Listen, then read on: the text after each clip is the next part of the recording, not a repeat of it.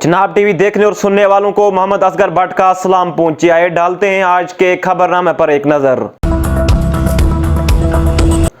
जम्मू कश्मीर के पसमानदा जिला किश्तवाड़ के दही इलाकों में अभी भी तमाम बुनियादी सहूलियात बशमूल तिब्बी सहूलियात से बड़ी आबादी महरूम है।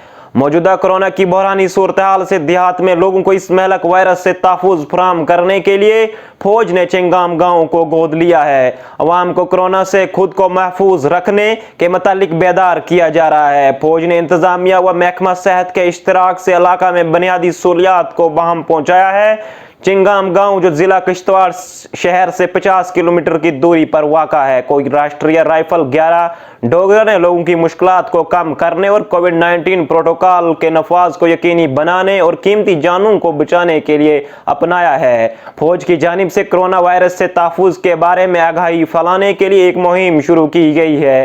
अवामी मराकिज़ पर पैम्पलेट और पोस्टर चस्पा किए गए हैं। मकामी आबादी में मुसलसल आगाही के नतीजे में गाँव में कोरोना वायरस का एक भी मुस्बत केस सामने नहीं आया है। चिंगाम गाँव वो वाहिद गाँव है जहाँ 18 से 45 बरस के जुमरे आने वाले तमाम अफराद की 100% वैक्सीनेशन की गई है। फौज की काउशों और मेहनत को मकामी इंतजामिया व लोगों ने सराहा है। सर, मैं सबसे पहले इंडियन आर्मी का शुक्रिया अदा करता हूं जिन्होंने हमें ये वैक्सीन लगाई, और हेल्थ डिपार्टमेंट का भी शुक्रिया अदा करना चाहता हूं जिन्होंने हमें बुलाया और यहाँ पे मतलब वैक्सीन लगाए। गांव-गांव में हर एक जगह पे मतलब इस टाइम वैक्सीन लगाए जाते हैं। तो यहाँ पे ये लास्ट वैक्सीन था, मतलब हम 2 बंदे थे गांव में, तो हमें यहाँ पे रखा गया था, तो आज हमने भी लगाया। सर, ये आर्मी, इंडियन आर्मी हमें बहुत हेल्प कर रही है यहाँ पे। मतलब अगर किसी भी चीज़ की प्रॉब्लम होगी तो इंडियन आर्मी हमारी हेल्प करने में मदद कर देती है। मेरा नाम मोहम्मद अमीन है सर, मैं यहीं प्रॉपर चिंगाम में रहता हूँ, और मैं पहले शुक्रिया अदा करता हूँ आप लोगों का कि आप यहाँ पर पहुँचे हमारे पास इस दूर दराज इलाके में। सबसे पहले मैं आपका शुक्रिया अदा करता हूँ। उसके बाद इंडिया आर्मी ने यहाँ पर बहुत मदद की, लोगों के साथ घर घर जाकर, और यहाँ के सरपंच और यहाँ के डॉक्टर अशरफ साहब और जितने भी यहाँ पर ड्यूटी पे लगाए गए थे वो घर घर जाकर इन्होंने हर एक इंसान के पास पहुँचे, और पहली वैक्सीन जो है वो मुकम्मल हो चुकी है। आर्मी का क्या रोल रहा है इसमें? आर्मी का रोल यही रहा सर कि जो कुछ लोग पहले जब वैक्सीन लगाई गई थी यहाँ पर, पहले लोगों के अंदर कुछ घबराहट थी कि क्या पता इस वैक्सीन से क्या होगा, लेकिन उसके बाद जब लोगों ने लगाना शुरू किया, अफवाहें जो थी वो ख़त्म हो चुकी, और उसके बाद घर घर जाकर आर्मी ने बहुत मदद की। हर जगह पर जाकर आर्मी ने लोगों को विश्वास दिया, भरोसा दिया, और उसके बाद लोगों ने पहली वैक्सीन जो है वो मुकम्मल की। वैक्सीनेशन हो गई है। वैसे ही बाकी कुछ और जो हिस्से हैं हमारी डिस्ट्रिक्ट के, वहाँ के भी लोग 18+ आगे आए, वैक्सीनेशन कराएं। अगर किसी को ज़रूरत है कि वो हमारे वैक्सीनेशन पॉइंट पे नहीं आ सकता है, तो हम उसको उसके घर में जाकर भी वैक्सीनेशन कर देंगे। हाँ, ये खुद लगा लो, हम रफली फरवरी में शुरू हुए थे, तब सितंबर आ गया। तो जैसे जैसे हमें टारगेट असाइन किए गए कि पहले आपने 60+ की करनी है, तो पहले हमने उनको कवर किया, फिर कोमॉर्बिड को कवर किया, फिर 45+ को हमने 100% वैक्सीनेट किया। तो अब जो एज ग्रुप पेंडिंग है वो है 18 to 44, तो अब हम उसको टारगेट कर रहे हैं। तो स्पेशली हमारा ये आज और कल का जो टारगेट रहेगा, हमारी डिस्ट्रिक्ट में रफली कोई 2800+ टीचर्स हैं, तो उसमें से सिर्फ 111 बचे हैं जिनको हमने वैक्सीनेट करना है। We will target them today and tomorrow, ताकि ये 100% वैक्सीनेशन हो जाए। मोस्ट लाइकली शायद सरकार स्कूल खोलने की सोच रही है, तो स्कूल तभी खुलेंगे जब टीचर वैक्सीनेट हो जाएंगे, और कॉलेज और हायर सेकेंडरी भी तभी खुलेंगे जब 100% 18+ लोग वैक्सीनेट हो जाएंगे। नेहरू युवा केंद्र डोडा ने आज़ादी का अमृत महोत्सव तकरीबात के हिस्से के तौर पर किश्तवाड़ में फिट इंडिया फ्रीडम रन दोम का एहतमाम किया, जिसमें 75 से ज़ायद शुरका ने इंतजामिया हुकाम और PRI के अहदेदारों की मौजूदगी में शिरकत की। प्रोग्राम का आगाज कौमी तराने से हुआ, जिसके बाद अहद की तकरीब मुनक्कद हुई। रैली को एडिशनल डिप्टी कमिश्नर किश्तवाड़ ने हरी झंडी दिखाकर रवाना किया। रैली में हुबुल वतनी के नगमों को लाउड स्पीकर पर चलाकर तहरीक जद्दोजहद आज़ादी को खराज पेश किया गया। आज़ादी की दौड़ की रैली किश्तवाड़ के मुख्तलिफ इलाकों से गुजरने के बाद 4 चिनार चौगान किश्तवाड़ के मकाम पर इख्तिताम पजीर हुई। तकरीब के इख्तिताम पर मुकर्रीन ने नौजवान तुलबा व दीगर शुरका के साथ बातचीत की और सेहतमंद जिंदगी के लिए जिस्मानी सरगर्मियों की अहमियत पर जोर दिया। उन्हें शुरका पर जोर दिया कि वो जिस्मानी और ज़हनी तंदुरुस्ती के लिए रोज़ाना कम अज़ कम आधा घंटा वर्जिश करें। उन्होंने नौजवानों रज़ाकारों को कौम की तामीर की सरगर्मियों में हिस्सा लेने की तरगीब दी और नेहरू युवा केंद्र के काम को भी उजागर किया। लेता हूँ या लेती हूँ मैं भारत की स्वतंत्रता के 75वें वर्ष आज़ादी का अमृत महोत्सव के उपलक्ष्य में फिट इंडिया फ्रीडम रन 2.0 में हिस्सा लेने का संकल्प लेता हूँ।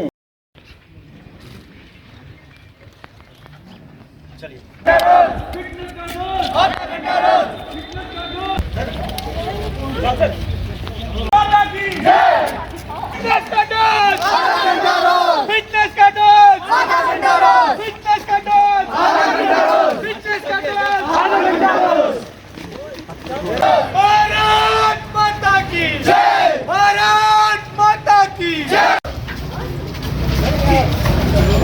माता की जय। फिटनेस का डोज, फिटनेस का डोज। प्रदेश कांग्रेस कमेटी के जनरल सेक्रेटरी व साबिक वजीर अब्दुल मजीद वानी ने पार्टी दफ्तर में प्रेस कॉन्फ्रेंस से खिताब किया। इस मौके पर उनके हमरा साबिक रुकन असेंबली रमन अशोक कमार, जिला सदर डोडा शेख मुजीब अली भी मौजूद थे। अपने खिताब में वानी ने बताया कि कांग्रेस मुल्क की एक कदीम जमात है जिसकी मेहनत और काविशों से मुल्क ने तरक्की के मनाजिल तय किए और जितने भी असासे मुल्क में कायम हुए वे कांग्रेस दौर इक़्तिदार में बने। उन्होंने बताया कि वो मुल्क के असासों को बेचने नहीं देंगे क्योंकि ये हुकूमत मसलसल सरमायादारों के इशारों पर निजीकारी को फरोग दे रही है, जिस वजह से मुल्क की इक़्तिसादी हालत बदहाली का शिकार हो रही है। उन्होंने बताया कि मुल्क निजीकारी से कहां तक चलेगा ये ज्यादा देर चल नहीं सकता।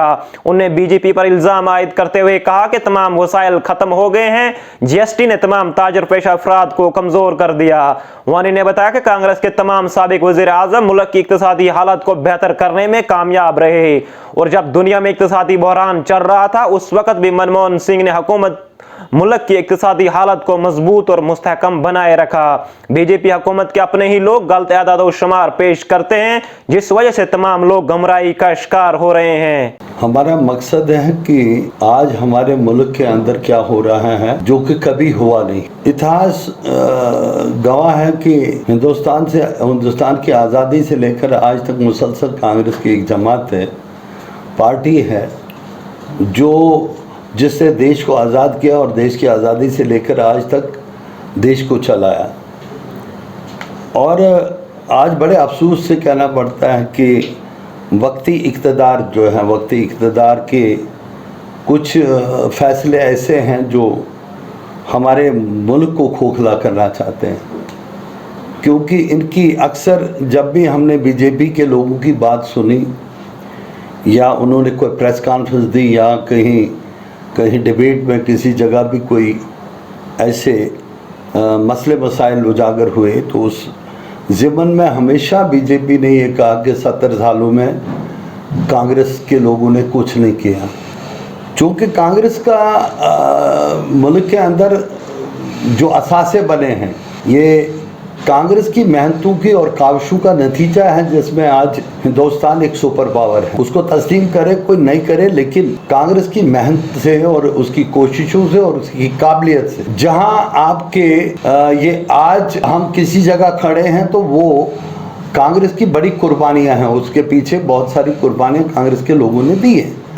एक ऐसा रुझान पैदा किया था कि जिस वक्त हमें अपनी इकानमी के बारे में बहुत सारे मसाइल और जो सारी चीज़ें कुछ और जहां इकानमी हमारी स्टेबल करने के लिए और माशती हालात को ठीक करने के लिए ग्रोथ रेट जो था वो बढ़ा और इकानमी स्टेबल रही 14 तक। अब वो असासे क्या थे ये लोग जो जिक्र करते हैं कि 70 साल में कुछ नहीं किया, आज उसको ये प्राइवेटाइज कर रहे हैं। तो अगर कांग्रेस ने कुछ नहीं किया तो फिर प्राइवेटाइज ये क्या कर रहे हैं? और ये बेच रहे हैं, और बेचने के बाद भी ये क्या मुल्क को दिखाना चाहते हैं। अशोक कुमार ने अपने बयान में बताया कि मुल्क के असासों को मुख्तसर रुकूमात में फरोख्त किया जा रहा है। ये अवाम मुखालिफ पॉलिसी है, इससे मुल्क का गरीब तबका मजीद बेरोजगारी का शिकार हो जाएगा। मोनेटाइजेशन एक बहुत बड़ा धोखा है। 5 सालों तक रेलवे, मौसलात, ईंधन, बिजली का क्या अच्छा करना है। ये मुल्क के वसाइल इक्तिसादियात को कमजोर करने की एक मुनज़्ज़म साजिश है। पार्लियामेंट में कोई बातचीत नहीं है और इसकी वजाहत नहीं की गई। सबसे बड़ा धोखा जम्मू कश्मीर के साथ किया गया, क्योंकि जम्मू कश्मीर रियासत को 2 हिस्सों में तकसीम किया गया।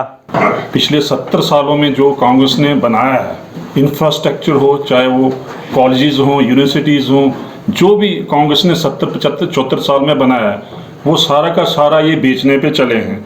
और ये क्या हवाला दे रहे हैं कि ये कह रहे हैं कि हम ये असेट जो है सेल करेंगे, बेचेंगे।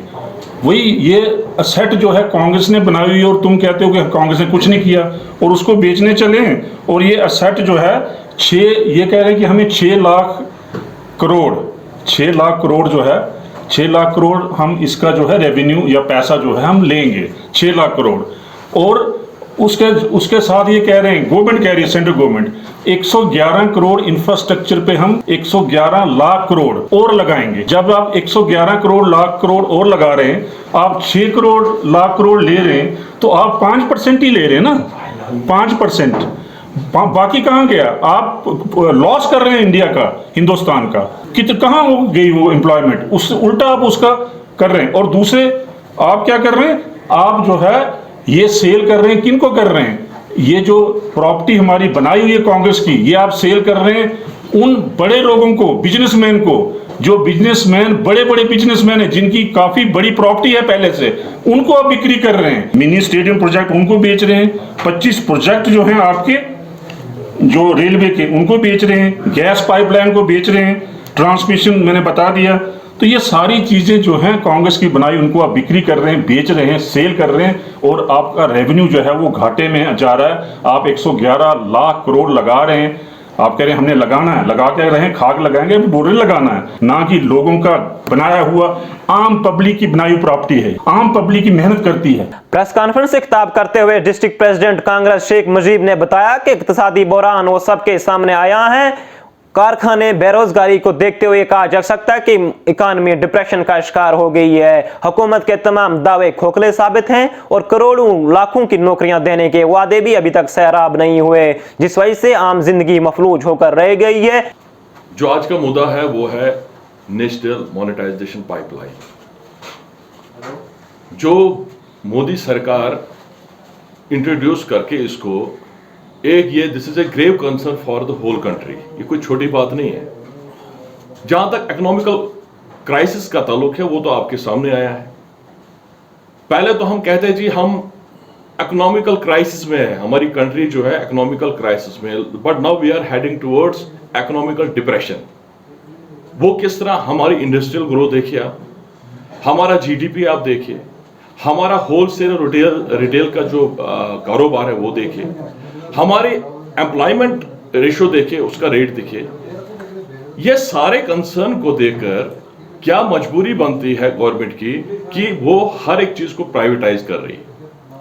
पहले तो इन्होंने डिमोनेटाइजेशन किया चंद साल पहले और अचानक ऐलान कर दिया।